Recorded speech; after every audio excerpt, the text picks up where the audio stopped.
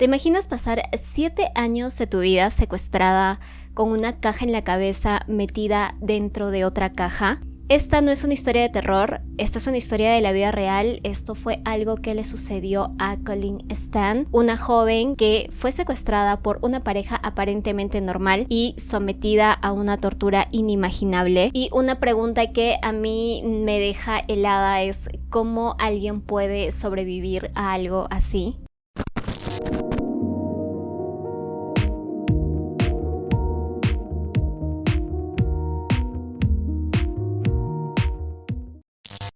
Hola chicos, ¿qué tal? ¿Cómo han estado? Bienvenidos una vez más a este canal. Yo soy Fiorella, por si no me conoces. Y como les iba diciendo, hoy día les voy a contar la historia de Colleen Stan. Personalmente es una historia que a mí me ha dejado choqueada. Es una historia que no te la puedes creer, es tan inverosímil. Es una historia de horror, de manipulación y de mucha resistencia por parte de la víctima de esta historia. Y bueno amigos, para no alargarme más, podemos comenzar.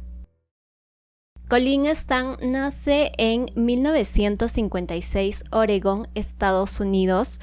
Y amigos, no hay mucha información acerca de ella antes de todo lo sucedido. Solo se sabe que para la época, los años 70, ella tenía más o menos unos 21 años. En ese tiempo pues ella estaba viviendo con unos amigos, vivía pues ya de manera independiente. Pero aún así ella seguía manteniendo comunicación constante con sus papás y con sus hermanas. Colleen era una chica bastante independiente, ella era como muy aventurera. Para la época pues ella estaba en sus 20s, en la flor de su juventud por así decirlo.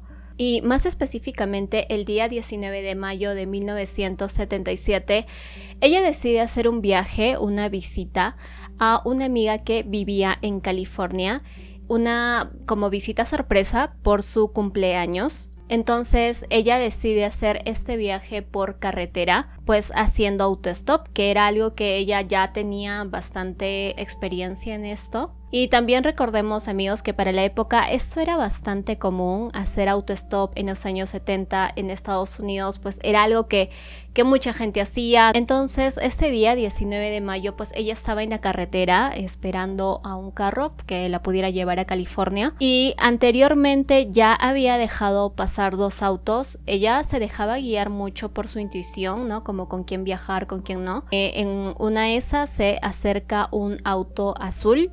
Ella ve que es una pareja joven con una bebé y esto fue algo que a ella le inspiró bastante confianza. Entonces pues decide subirse con ellos. Y bueno, durante este viaje la pareja se muestra bastante amable y bastante conversadora con ella. De hecho le invitan chocolate, todo muy tranquilo, todo muy normal. Y en algún punto ellos deciden hacer una parada en una gasolinera. Y de paso Colleen pues baja a los baños para ocupar. Y Colleen cuenta que cuando ella ya estaba en los baños, ella empezó a sentir como una intuición, como algo que le decía, como una voz que le decía que saliera por la ventana del baño y que no regresara más al auto. Pero ella misma cuenta que pensó, o sea, ¿qué locura es esta? Es una pareja tranquila con un bebé, o sea, ¿qué me pasa? No. Entonces calmó sus miedos y pues regresó al auto. Y otra vez empiezan pues su viaje a California y en algún punto el hombre, que era quien manejaba, le dice: queremos hacer una parada en unas cuevas, como que queremos tomar fotos y visitar, va a ser algo súper rápido, solo es como un pequeño desvío, no va a tomar mucho tiempo. Y pues Colleen acepta, dice bueno, si solo va a ser cosa de un rato está bien, no hay problema. Este auto pues toma un desvío y se estaciona. La mujer con la bebé se bajan del auto y este hombre va hacia la parte de atrás donde está la maletera y saca una caja. Se acerca a los asientos de atrás del auto donde estaba Colleen sentada y la amenaza con un cuchillo. La amenaza con un cuchillo, le venda los ojos y le pone unas esposas. Y esta caja que había sacado de la maletera se la coloca en la cabeza. La recuesta sobre los asientos y la tapa y así viajan hasta California. Colleen no entiende lo que está sucediendo. Un rato después ellos llegan a su vivienda a las afueras de Red Bluff, en California, e ingresan a Colleen por el patio trasero hacia el sótano de su casa. Colleen no puede ver nada, ella no sabe en dónde está. Este hombre la sube encima como de un frigorífico y ata sus manos con como unas cadenas y la cuelga de unos ganchos que estaban en el techo. Él quita este frigorífico y Colleen queda colgando de sus muñecas en el techo. Este hombre comienza a torturarla con un látigo. Igual Colleen no puede ver nada, está vendada. Y una vez que termina de hacer esto, la vuelve a atar, le coloca otra vez la caja en la cabeza y la mete dentro de otra caja, como una especie de ataúd. Este hombre la deja allí toda la noche. Colleen está aterrada. I got very scared and I had convinced myself that I couldn't breathe, and so I was just sitting there hyperventilating, and just every breath I thought, this is my last breath, I can't breathe. Y es así como Colleen Stan es secuestrada oficialmente. Los primeros 5 días y las primeras semanas, este hombre la mantiene en el sótano con esta caja en la cabeza, y les quiero comentar un poco de qué trata esta caja. Era una caja que estaba forrada, llena de como espuma por dentro. Era una caja que insonorizaba totalmente a Colleen, es decir, ella, aunque quisiera gritar y aunque gritara, no se podía escuchar, y de paso también la aislaba del exterior. Ella, como les digo, no sabía dónde estaba. Esta caja era específicamente para esto, para que si ella gritara, nadie la pudiera escuchar. Y este hombre baja solamente para colgarla, para azotarla, la empieza a alimentar solo con restos de comida. Los días iban pasando, la familia de Colleen no tenía comunicación con ella, entonces se empiezan a preocupar. Llaman a la amiga a la cual Colleen iba a visitar, pero como les digo, esta iba a ser una visita pues sorpresa. La amiga no la esperaba. Entonces ella se sorprendió muchísimo cuando los papás de Colleen preguntaron por ella. Ella obviamente les dijo que no había llegado, que no la había visto. Y fue en ese momento que la familia de Colleen empezó a buscarla, empezó pues a salir con su auto. Incluso ya pusieron una denuncia formal de su desaparición, pero no la encontraban por ningún lado. Y Colleen pasa los primeros 3-4 meses en estas mismas condiciones inhumanas. Apenas ella podía moverse dentro de esta especie de ataúd en la que la metían, siendo torturada, y ella tampoco entendía quiénes eran estas personas. Y de lo único que ella se había dado cuenta es de que al parecer este hombre era un sádico. Se había dado cuenta de que rogar no servía de nada, y al contrario, parecía que esto era algo que excitaba más a esta persona. Pero bueno, amigos, ¿quiénes eran estas personas y por qué le estaban haciendo todo esto a Colleen? Una de estas personas era Cameron Hooker, que para la época 1977 él tenía unos 23 años y estaba casado con Janice Hooker, una mujer de 19 años, y juntos pues eran un matrimonio, tenían una bebé. A la vista de todos eran un matrimonio joven, personas normales. Cameron trabajaba en un aserradero, no tenía antecedentes policiales ni nada. Socialmente era percibido como un hombre común y corriente, si no fuera porque a él, desde que era muy joven, le obsesionaba el bondage y las prácticas sexuales extremas. Él desde muy joven se inspiraba en revistas masoquistas, como que esto le gustaba muchísimo, pero él quería llevar todo esto a un siguiente nivel, y es por esto que él decide secuestrar a Colleen. Es decir, él quería a la esclava perfecta, a alguien a quien poder someter de manera completa, a alguien que aceptara cualquier petición suya sin sentirse juzgado y quien también pudiera mantener su secreto oculto. Entonces, para Cameron, Colleen se había convertido en esta esclava perfecta. Como digo, ella fue sometida a condiciones extremas, fue torturada y no solo físicamente, que eso ya es demasiado, sino psicológicamente. Cameron la vulneraba, la asustaba y la aterraba bastante. Pero había algo en particular que Cameron no hacía, y es que él no tenía contacto con Colleen.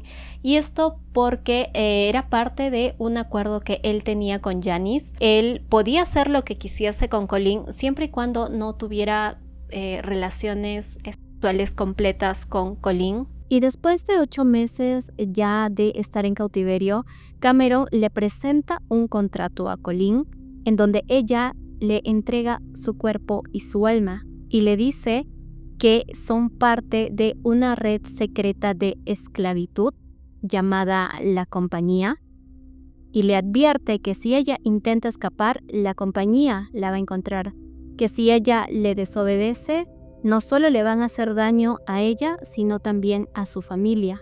Entonces ya Colleen, estando en cautiverio por tanto tiempo, ella cree toda esta historia, está muy atemorizada, y es así como empieza una fase de manipulación psicológica extrema. Desde ese momento, Colleen adopta su nombre de esclava, K.O.K., y es desde ese momento también oficialmente esclava de Cameron.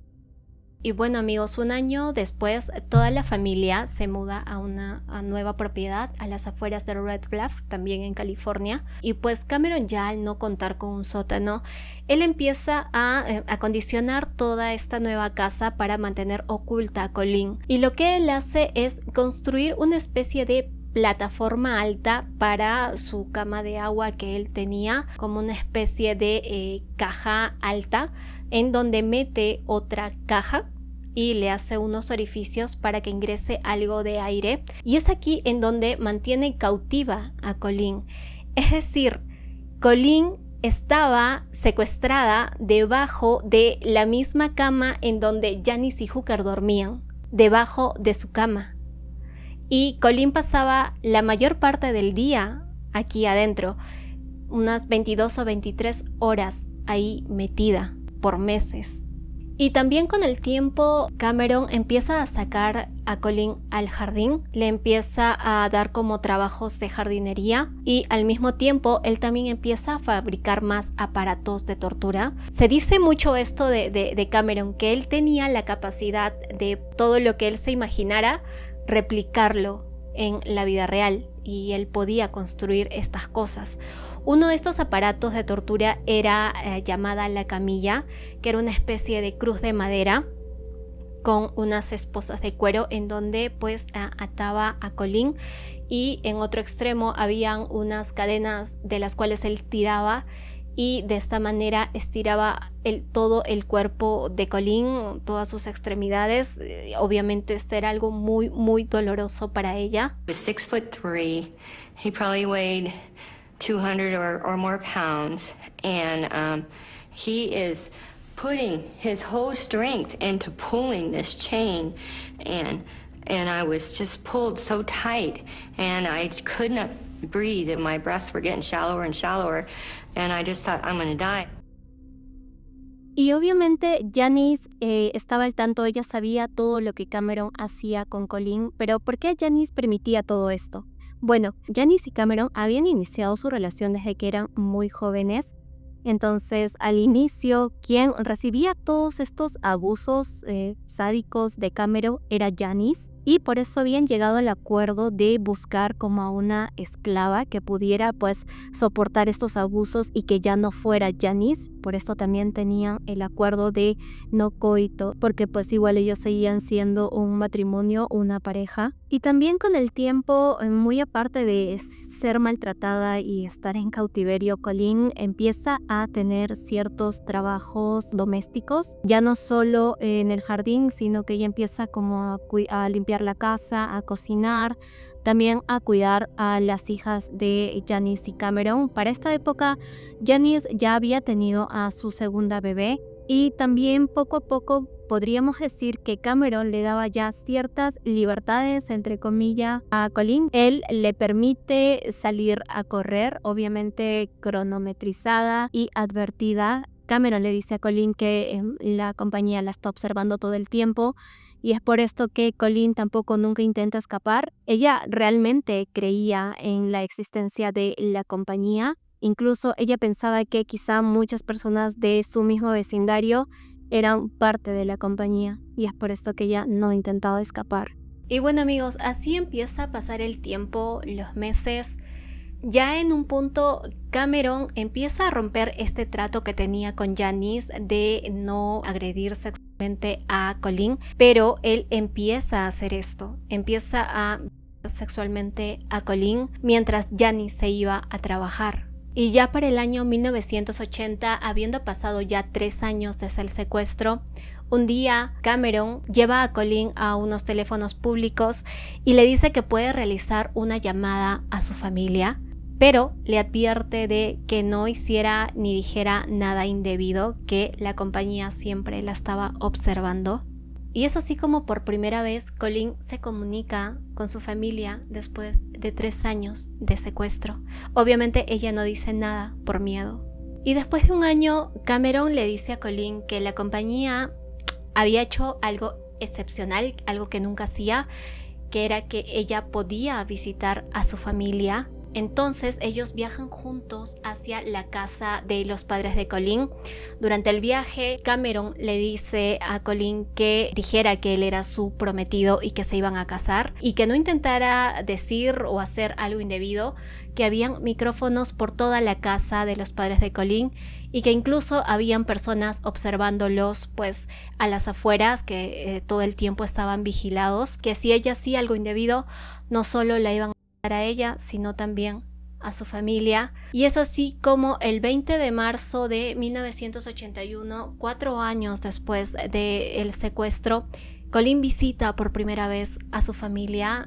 Cameron la deja en la casa de sus padres y pues obviamente los papás de Colleen notan algo extraño, pero no quieren confrontarla porque tienen miedo de alejarla y de que ya no vuelva más. Ellos sospechan que ella podría estar en una especie de secta. Ella pasa una noche con sus padres, incluso hay fotos familiares de ellos, en donde pues Colleen se ve feliz, se ve sonriente, pero la realidad por dentro era otra. Al día siguiente, Cameron regresa por Colleen. Al parecer él ya no se sentía tan confiado. Se suponía que Colleen se iba a quedar unos días en la casa de sus padres, pero pues Cameron vino rápido. Incluso la familia de Colleen le toman una foto con Cameron, en donde, como digo, Colleen incluso pareciera estar enamorada de Cameron, feliz, pero la realidad por dentro era totalmente distinta. I felt that I had to act like he was my fiance, you know? This was the man I wanted to marry, even though that was very far from the truth. Guess I win an Academy Award for that one. Y amigos, esto denota un total y extremo control sobre Colleen, de Cameron hacia Colleen. O sea, el hecho de que él pueda dejarla sin supervisión y aún así saber que ella no se va a rebelar ni va a hacer nada, denota un total y extremo control psicológico sobre ella. Y bueno, tras esta visita, al parecer Cameron ya no se sentía tan confiado sobre el control sobre Colleen. Él, como forma de castigo, la dejó los siguientes 3 años metida dentro de la caja, debajo de su cama. Es decir, Cameron solamente la sacaba para torturarla, y el resto del día ella permanecía metida dentro de la caja por los siguientes 3 años. Es más, ni siquiera las mismas hijas de Janice y Cameron sabían que había alguien más viviendo en su casa. Ni siquiera los mismos vecinos. Todo este tiempo ellos habían creído que Colleen era la niñera y que simplemente ya no venía. Y pues las condiciones ahí adentro eran durísimas, especialmente en los veranos. La temperatura ahí alcanzaba los 38 grados centígrados. Imagínense eso con la poca ventilación que ella tenía. Además de eso, ella tenía que hacer todo ahí. Ella tenía que hacer también sus necesidades ahí adentro. Ella solo pues tenía como una especie de vacín y ella tenía que ingeniárselas para poder ocupar el baño allá adentro. Incluso algo que yo no les había dicho es que el primer mes de cautiverio de Colleen, ella había perdido 10 kilos en tan solo un mes, y ya para esta época, 4 años después, ella estaba pues flaquísima, estaba en unas condiciones realmente terribles. Y ya después de 3 años habiendo estado metida en esa caja, en 1984 Cameron decide volver a sacar a Colleen al exterior. Otra vez pues Colleen empieza a hacer trabajos de jardinería y se la vuelve también a presentar a sus hijas y a los vecinos como diciendo la niñera regresó. Y para esto Colleen no había sido consciente de todo el tiempo que ella había pasado ahí metida. Ella recién cobra conciencia cuando ya ve a las hijas de Cameron y Janice grandes. O sea, recién ahí se da cuenta de que había pasado ya bastante tiempo. Y también Cameron le permite trabajar a Colleen en un motel. Ella empieza a trabajar como recepcionista de este hotel. Y esto no por buena gente, sino porque la familia estaba atravesando por una situación económica difícil. Es decir, ellos necesitaban ese dinero. Pero pues para Colleen esto se sentía como libertad, ¿no? Ella se sentía libre en los momentos en que ella iba a trabajar. Aún así, ella sabía que seguía siendo una esclava, la esclava de Cameron. Y también para estas épocas, Colleen empieza a estudiar la Biblia, como a leer la Biblia, y empieza a tener cierta relación con Janice, se podría decir como un vínculo espiritual entre ambas, porque pues Janice también empieza a leer la Biblia, ambas empiezan a estudiar juntas la Biblia, y también las agresiones de Cameron hacia Colleen empiezan a disminuir, pero otra vez las agresiones hacia Janice comienzan. Cameron la empieza a torturar, a colgar del techo, de las puertas, y pues las mismas hijas de ambos también empiezan a darse cuenta de esto. Cameron también le dice a Janice que quiere hacer a Colleen como su segunda esposa y además quiere 4 esclavas más. Esto como que lleva a un punto de inflexión a Janice, porque pues ella empieza a temer por su propia vida, el hecho de que él traiga más esclavas a la casa y además que sus hijas también ya estaban creciendo. Ella no sabía qué tan loco estaba Cameron y qué tanto daño podía hacerles. Entonces esto lleva a un colapso total a Janice. Entonces Janice le confiesa toda la verdad al pastor de su iglesia y bueno, es el pastor de su iglesia quien le hace dar cuenta que pues lo que está viviendo no es normal. Le dice como que estás viviendo en pecado, tienes que denunciar a tu esposo y tienes que irte de ahí. Y es así como Janice le cuenta la verdad a Colleen, le dice que ellos no pertenecen a la compañía, mas no le cuenta toda la verdad porque ella sigue manteniendo que la compañía sí existe. Entonces esta revelación rompe todas las cadenas psicológicas de Colleen. Ella, después de 7 años de estar secuestrada, siente que por fin tiene el control de su vida y es así como ella decide dejar a Cameron e irse. Ella, ya estando en la estación de autobuses, siente que tiene que hacerle una última llamada a Cameron, lo llama y le dice que lo va a dejar, que lo va a abandonar. Y es así como el 10 de agosto de 1984, 7 años después de haber sido secuestrada, Colleen regresa con su familia. Y bueno, tras su liberación, Colleen no contacta inmediatamente a la policía. Ella incluso sigue manteniendo cierta comunicación regular con Cameron. Ella explica que esto por petición de Janice, que le dijo que no lo denunciara y que le diera una oportunidad de reformarse. Y bueno amigos, esto es parte del comportamiento de una persona que sufre síndrome de Estocolmo, que es algo que sufrió Colleen. Esto ya les voy a explicar un poco más adelante. Y 3 meses después de la liberación de Colleen, Janice hace una denuncia formal a la policía sobre Cameron, pero no por lo de Colleen, sino por el asesinato de Stephanie Spanaki. Esta era una chica que había desaparecido en 1977, es decir, un año antes del secuestro de Colleen, igual a manos de Cameron. Es decir, Cameron pues ya estaba buscando a su presa desde antes de Colleen. Y pues Janice contó que habían secuestrado a esta chica de igual manera en la carretera, pero que esta chica no dejaba de gritar, y de que Cameron pues le había cortado las cuerdas vocales y que obviamente se había desangrado y había muerto. Janice contó que ellos pues la habían enterrado a las afueras de Red Bluff, también a las afueras de California, y es por este motivo que también Cameron había construido esta caja que les cuento para insonorizar a Colleen, como tratando de no repetir el mismo error que había cometido con Stephanie, con esta primera chica. Y bueno amigos, es así como inicia el juicio de Cameron Hooker oficialmente en 1985. Janice testifica en contra de Cameron a cambio de inmunidad total.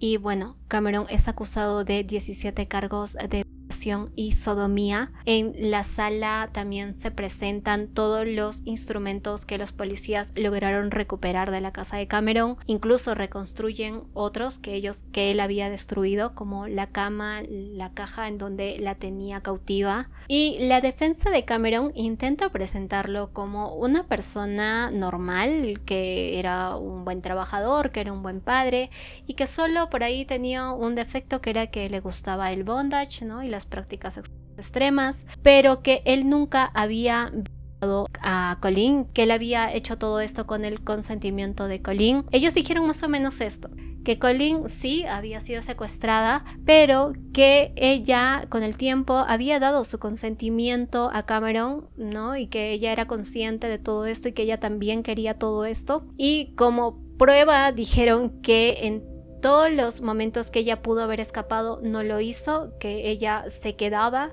y que esto de la compañía era algo inventado por ella, que eran parte de sus fantasías. También como prueba intentaron presentar unas cartas de amor en donde Colleen le proclama todo su amor a Cameron, pero pues ella explica todo esto, y en el contexto que se dio, que escribió todo esto, fue cuando él la estaba torturando y que ella incluso había escrito esta carta encima de un inodoro y con Cameron atrás, ¿no? Como diciéndole escribe. Y esto fue algo que puso en duda un poco a los jurados del juicio, pero un detalle que llamó mucho la atención fue que ella esta carta la firmó con su nombre de esclava, no como Colleen, sino como K, y bueno, esto denota que ella estaba actuando bajo coacción. De esto al final se dieron cuenta los jurados. Pero lo que sí era un hecho es que Colleen sí había desarrollado síndrome de Estocolmo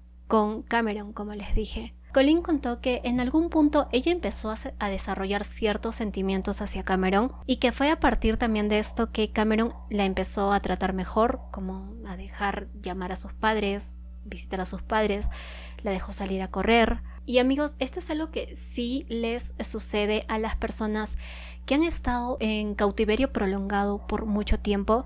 Estas personas empiezan a desarrollar ciertos sentimientos positivos hacia sus captores, como simpatía, empatía, comprensión. Este es un vínculo paradójico que se desarrolla como una especie de estrategia de supervivencia emocional. Es decir, esto no se da en circunstancias comunes. Esto se da más que todo por proximidad. O sea, no es como que tú sales, ¿no?, a una cita con alguien y empiezas a generar sentimientos. No, esto se da por proximidad más que todo. Incluso un psicólogo forense explicó cómo se da todo este proceso de cautiverio. Él explica que, bueno, primero se tiene este secuestro repentino, luego los torturan, los degradan, los aíslan de la sociedad, pierden totalmente el sentido del día y de la noche y de cómo avanza el tiempo, los años, y inevitablemente esto los lleva a un quiebre psicológico extremo. Y esto fue algo que sí pues hizo Cameron con Colleen, y como una estrategia de supervivencia ella empezó a mostrar sentimientos positivos hacia él. Misma Colleen cuenta que para ella Cameron y Janice eran todo su mundo, porque pues ella no veía a nadie más, ella estaba cautiva, no hablaba con nadie más, ¿no? Como dicen, los seres humanos pues somos seres sociales, incluso en circunstancias como esta se pueden desarrollar este tipo de relaciones distorsionadas, pero pues sí se llegan a desarrollar y fue algo que le sucedió a Colin. Y después de 1 mes y medio de pues debatir el caso de Cameron, él es hallado culpable por el delito de secuestro y agresión. Él es condenado a 104 años de prisión y por el asesinato de Stephanie Spanaki, bueno, el cuerpo nunca fue encontrado, entonces nunca se le pudo adjudicar pues la muerte de esta chica y en todo momento, en todo el juicio, Cameron jamás mostró ningún tipo de arrepentimiento. Y bueno, tras todo esto, Colin intentó reconstruir su vida. Ella pues se mudó a California, también cambió su apellido, se graduó de contabilidad y también era parte de una organización para ayudar a mujeres maltratadas. En su vida personal ella intentó pues seguir adelante también, ¿no? Pero digamos que tuvo también una serie de matrimonios fallidos y un hijo que también terminó en la cárcel. Y en cuanto a Janice, ella también pues cambió su apellido de soltera y se convirtió en trabajadora social, que bueno, trabajó en el área de salud mental. Actualmente pues ellas dos viven en California, pero no mantienen ningún tipo de comunicación entre ambas. Y en la actualidad Cameron también ya tiene unos 72 años, ya va 40 años en prisión. Él ha solicitado en ocasiones libertad condicional, pero pues es considerado como un agresor peligroso. Y como les digo, amigos, este caso ha tenido un impacto social muy grande. Se han hecho películas, se han escrito libros, muchos documentales acerca de esta historia, porque es increíble que alguien pueda sobrevivir a algo así. Pero pues esto denota la resistencia humana a pesar de circunstancias tan oscuras. Y nada, amigos, yo quería contarles esta historia porque realmente a mí me ha dejado impactada, me hace pensar en lo resistentes que podemos ser y también de cómo hay gente tan loca suelta en la calle. Y bueno, amigos, esto es todo por el día de hoy. Muchas gracias por acompañarme en este ratito. Espero que lo hayan disfrutado conmigo. Y quiero dar las gracias a todas las personas que me siguen y me escriben. En serio que leer sus mensajes me incentiva, me motiva muchísimo a seguir sacando más constantemente videos. Sé que a veces puedo pues estar un poco ausente, a veces por temas de tiempo, pero ahí estoy, al pie del cañón. Leo absolutamente todos sus mensajes, amigos. Todavía el canal es pequeño, entonces puedo hacer eso. Y nada, amigos, muchísimas gracias por todo, en serio. No olviden suscribirse a este canal, dejar su poderoso like, ya saben que eso ayuda un montón. Si tienen algo que comentar de esta y de otras historias o historias que ustedes quisieran que yo cuente, pues háganmelo saber. También pueden seguirme en mi Instagram, es donde más estoy activa. Y pues nada, amigos, muchísimas gracias por todo. Ya nos vemos en una siguiente ocasión. Chao.